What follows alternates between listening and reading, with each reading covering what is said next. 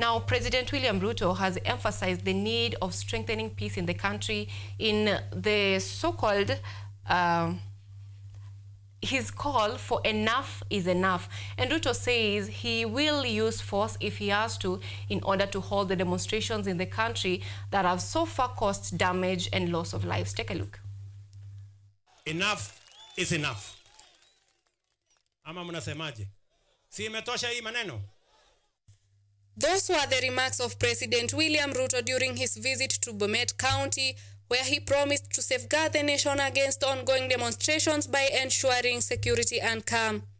Speaking sternly, the president urged Gen Z to clarify the root causes of these demonstrations and their plans beyond violence.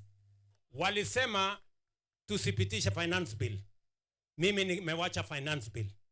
Nikawaita wakanasema hawataki kuja kuzungumza na mimi. Wakaniambia niende huko kwa X. Mimi nikaenda kwa X. Wakatoroka huko, hawakukuweko. Wakaniambia tuitishe mazungumzo. Nimeitisha mazungumzo, wamekataa. Nimewaambia wanaendelea kusema wao ni faceless, wao ni formless, sijui wako nini. The country is much more important than any group of people. With the president's efforts to address Gen Z issues seeming to hit a dead end, Ruto has issued a strong warning particularly to criminals who use these demonstrations to damage citizens' property, adding that he will deal decisively with protesters as the unusual destruction witnessed in the country is not ordinary. We will deal firmly and resolutely with those who are engaged in mayhem, in anarchy, in destroying people's property, in causing the death of Kenyans, and in causing the loss of property and looting in the Republic of Kenya.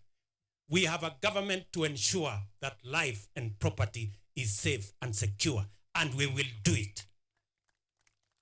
Ama munasema tuwaache wakora watuibie, wafunje mali yetu, waharibu. The president has called on protesters to present their leaders for negotiations while promising to protect the country's democracy, hinting to the Gen Z that only 2027 elections will remove him from the seat. Sisi ni nchi ya demokrasia. Mambo yetu tunaamua kwa amani kupitia kwa demokrasia. Ile hatuwezi kukubali taifa letu ni eti tuwachane na demokrasia tuende kwa udikteta wa fujo, maafa, kuharibu mali na mambo ya kuleta anarchy katika taifa letu la Kenya. That one we will not do.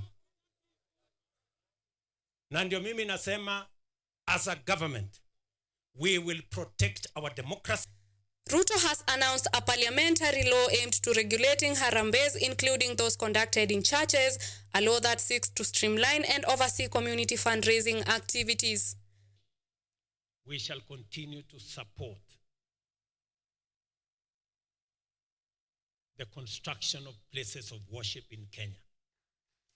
But we will do it in a different way, and that is why we have legislation that is going to guide and that is going to make it transparent and accountable. While the president continues to call for peace and condemning demonstrations, Gen Z still hold on to their plan of continuing demonstrations this week to protest against KK regime. Mwita Njambi, KUTV.